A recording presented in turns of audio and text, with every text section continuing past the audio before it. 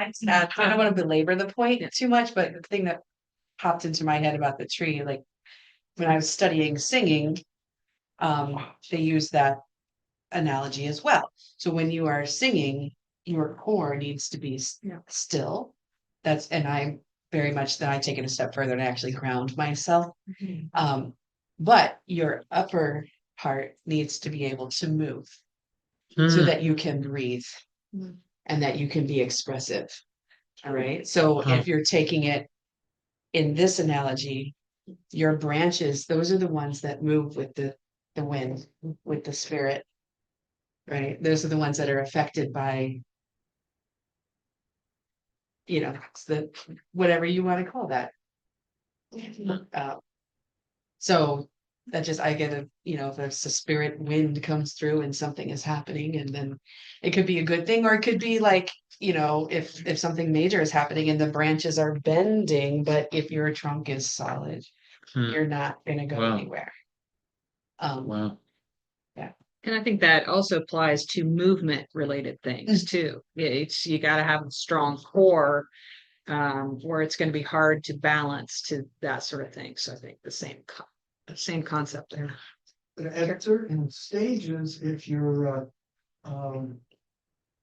trunk is too rigid, it will break. That's true. Yes. So your trunk is that solid foundation, but it can't be too solid. Yeah. Flexible. Solid but flexible. Carol, did you have something? Yes, when we were at Olympic National Park in Washington, we were kind of down in the lower areas where it's more tropical. And there were a lot of huge trees that had fallen.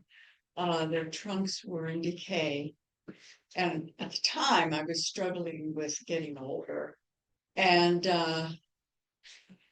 there were these good-sized bushes and trees growing out of these decaying trunks. And I thought, oh, yes, there is still a purpose in growing older. But also, if you think about your trunk as being your experience and your life's experience, how much will that nurture someone, your grandchildren, your children, your friends who know you, who have been a part of your life and have maybe been fed by the experience of knowing you.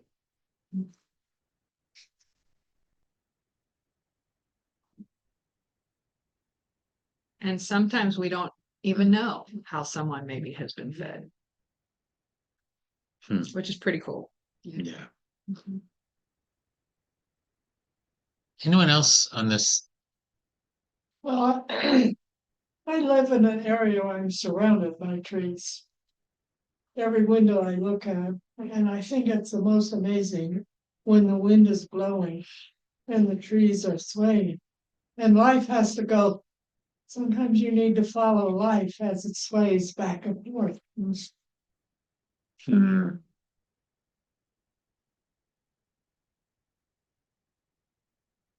I think that really speaks to the openness idea that Larry's point, that if the trunk becomes too rigid, it breaks.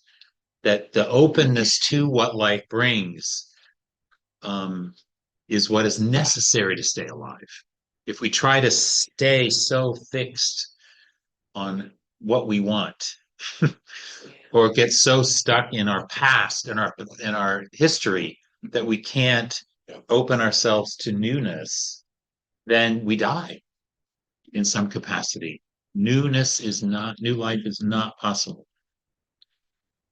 And the older you get, the harder it is to sway. I'm not sway around, it's just standing up.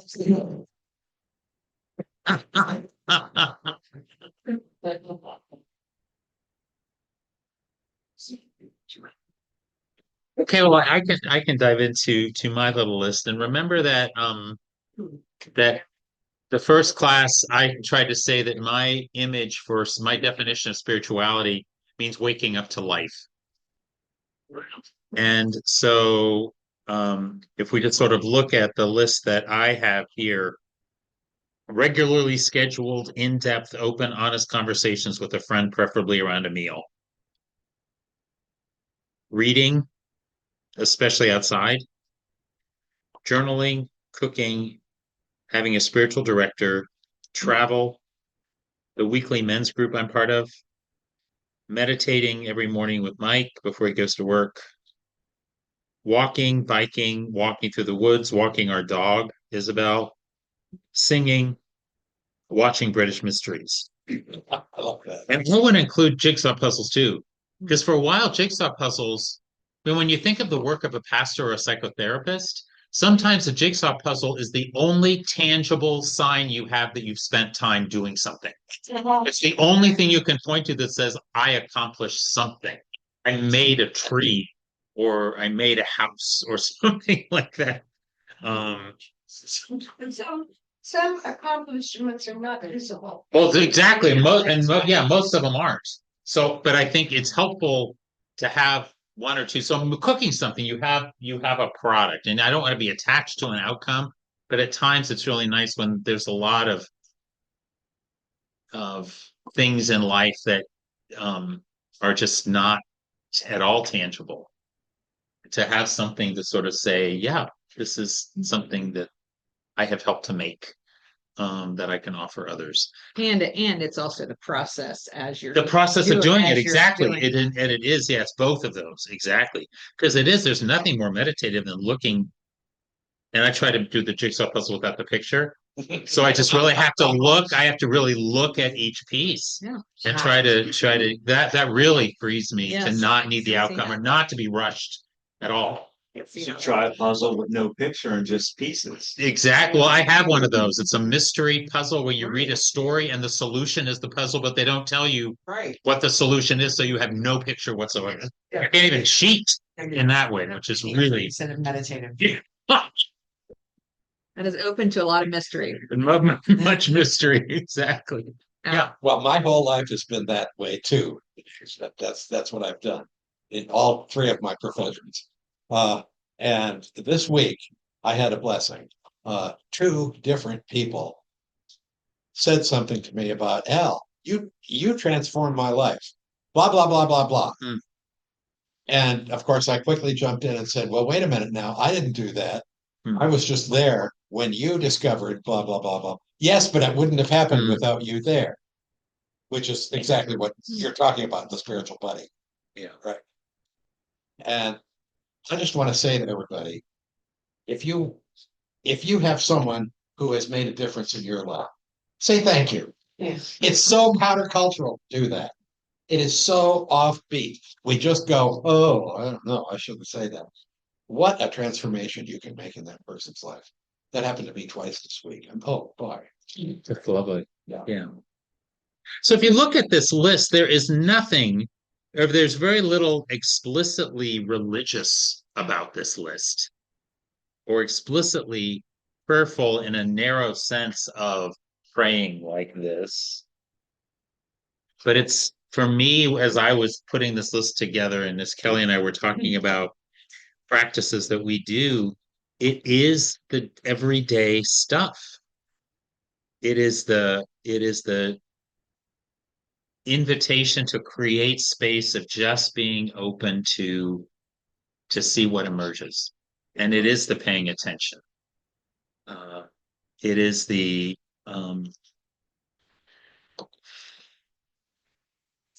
and for me, it's the vulnerability, especially around when I look at open conversations with friends, and when I look at journaling, when I look at spiritual direction, when I look at the men's group, when I look at meditation.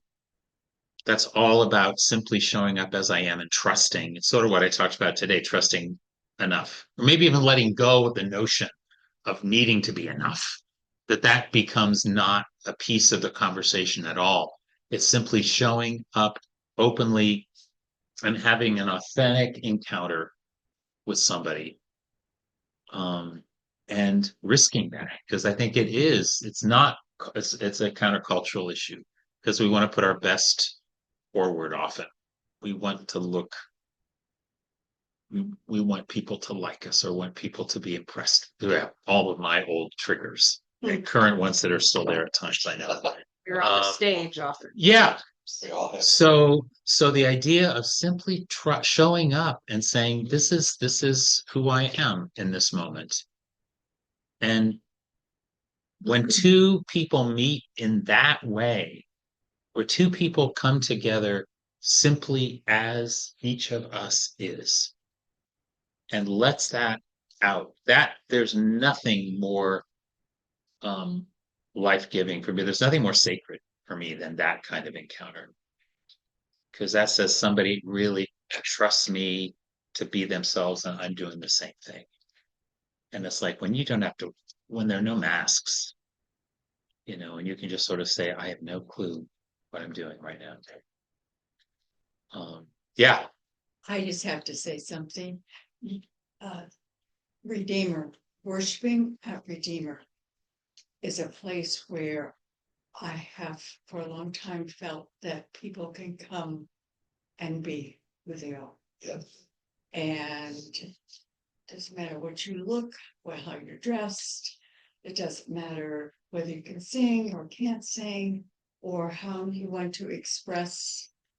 And I would have to thank you as one of the people that have nurtured that to continue to happen.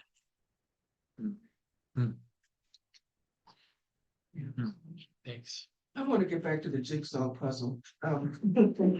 First off, I'm a puzzle person, but when I was manager at Linden Branch, we always had a couple of tables set aside for chess. And people would come in and sit down, and you'd see people just come and sit and wait. It's like they were fishing, waiting for somebody to come to play them in this game of chess. So we had chess going on all the time. But then I had another employee who's deceased now, did the 3D jigsaw puzzles. And so, yeah, I said, no, we can't do that. But I bought some jigsaw puzzles, 1,000-piece puzzle, and put the lid in the middle of the table and the pieces all around, right? And just sat and watched from my desk. And it never ceased to amaze me. Kids would go up to it and look at the box. They'd look at the pieces. And sometimes they'd sit down and try to start something, and then somebody else would come up, but it might be some older person or whomever might come along and look. And they put together a piece. And never was there any conversation. Sometimes people would just sit down and then they'd start working on the puzzle together and do a piece. And we said, no conversation whatsoever. And eventually, maybe over a week or two, the puzzle got put together. We almost never lost any pieces. And it was like an area where it was just nice and quiet and calm, right in this circle where the puzzle was. Chaos over here. But the puzzle brought people together. Interesting. And they didn't, like I said, I do not ever recall seeing anybody speak. Wow. But the puzzles got done. And libraries and community centers now do that. We've gone to several and out traveling and stuff where we have seen that happen in different places. It's It's a wonderful. puzzle, but Yeah. It's lovely. it brings people together. Yes, it does. Nancy? I visited a senior living apartment with a friend who was considering living there. And in their community room, they have a defined puzzle corner. Yes. Yeah. And the woman who took us around said, that's our puzzle corner. No one speaks. Wow. That's so And she was a little about it because she was all about creating activities for the senior residents. So she didn't understand that no one spoke. And I just nodded and said, no. That's right. You don't talk when you're doing a puzzle. Because we, at the retreats, Yeah. used to, Oh, we yeah. do puzzles Right. every Mhm. year, and we don't talk. Hmm. Except to say, did you find it? Yeah. Oh, could this be this red? No, I think it's that red. That's it. Those are the only comments. In that. Well, just to put in a plug in, if you've forgotten, we have a puzzle library. Indeed. Yourself to puzzle anytime, and if you have puzzles you're done with, bring them in. They're meant for that, just exchange puzzles, so in our library. One of the ways that we've been talking about spirituality in this class is the idea of feeling like we're part of a larger whole. And about 6 weeks ago, on a Saturday night, it was a warm Saturday night, it was at 9 at night, and I took a walk about 10 minutes to a park near where we live. And I sat on a bench, and for 45 minutes, I just watched the clouds blowing past the moon. And this is not something that I tend to do, something like that. But I just sat there and I had no idea how much time was passing. I wasn't paying attention to how much time was passing. I just watched the clouds going by that. And after a time, I realized that that park and that bench and the clouds and the moon and I were just simply one. And I wasn't aware of sitting on that bench or watching the moon. It was simply this experience of an us, of a being part of.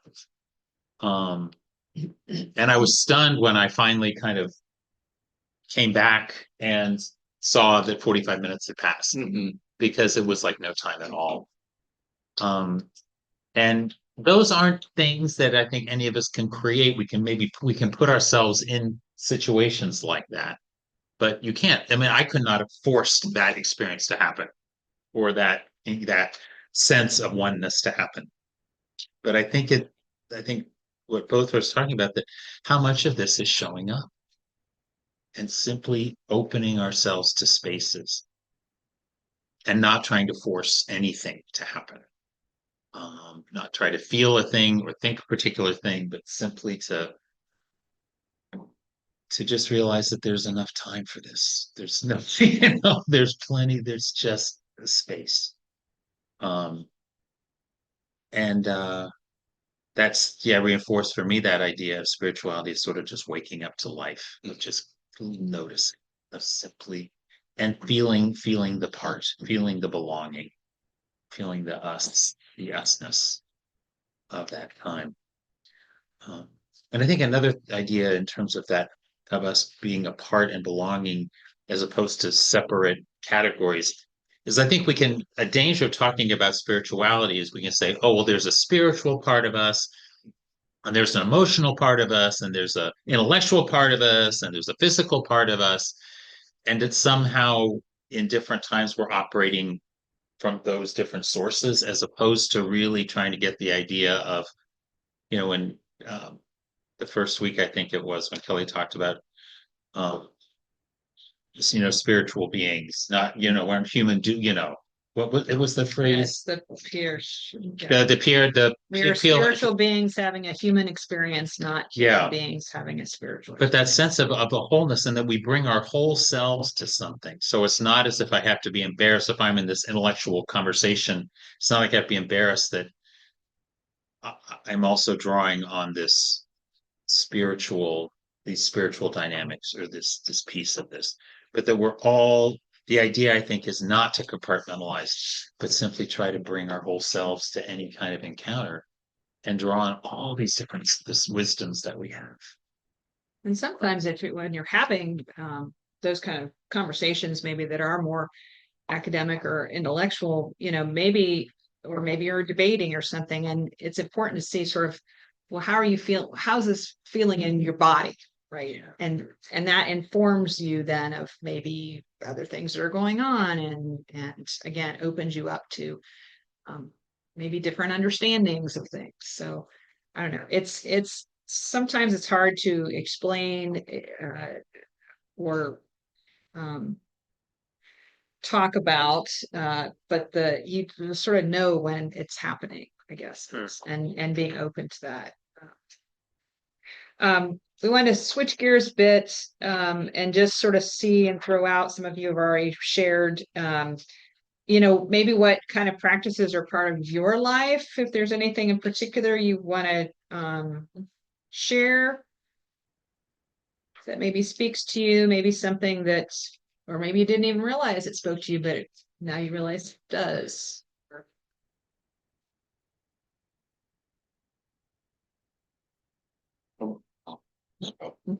I've really missed bike riding this last year after breaking the ankle, and I can't wait for spring to come so I can do it again. There is, we had wonderful bike trails in Indianapolis, and here in Columbus, a lot of them are more urban. There is this one that just goes around the southeast corner of town, out through the forest. It's all woods and open fields. And I lose my sense of time when I'm out there. And about every other time, I will run into some surprising set of critters. Wild turkey, a family of 5 deer, turtles, the wildlife, the wildfowl on the lake or the pond. Kids, human kids running around. That's wild. That's wildlife. That's wildlife. Or sometimes just being out in that big space of rolling meadow that's right in the middle of the trail, woods on either side. And to see the clouds and the raptors flying, and it just detaches me from everything and attaches me to everything, both Yeah. at once. Absolutely. Thank you for that. Anyone It's not else? just exercise. Right. No. But what do you get lost in where time doesn't matter? Maybe that's another way to think about it. I don't know if this is exactly that, but this is going back to your risk statement.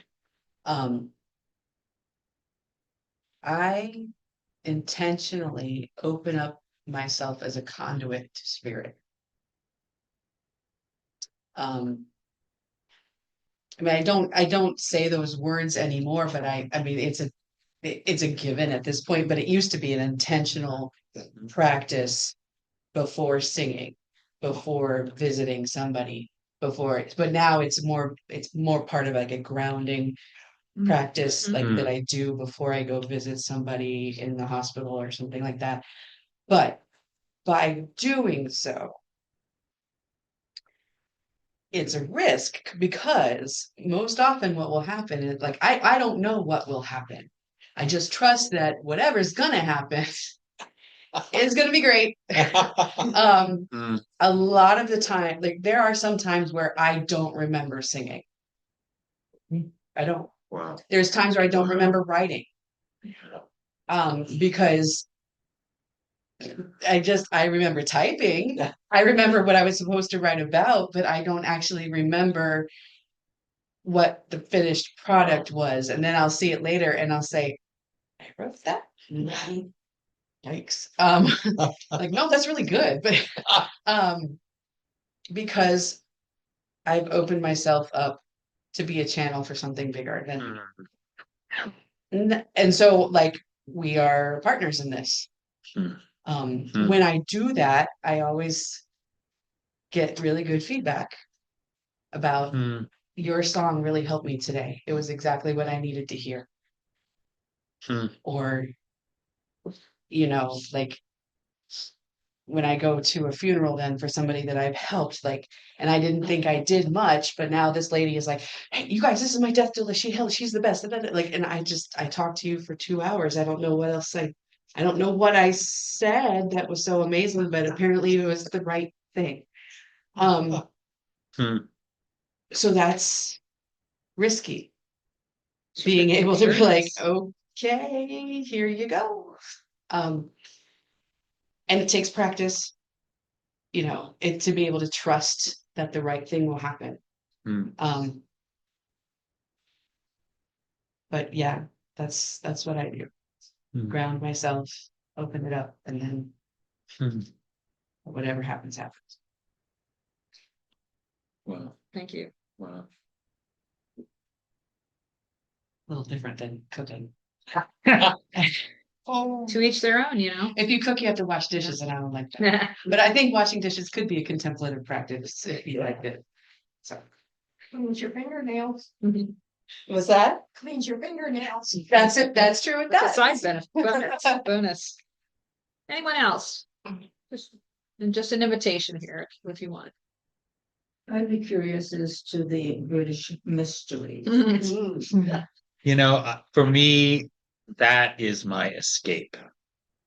And I do think that coming alive means also finding moments that are just simply and purely enjoyable. And where you can let go and not have to be responsible for anything and not have to attend to anything.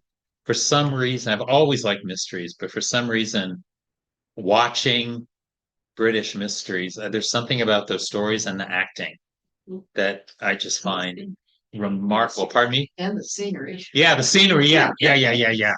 All of it.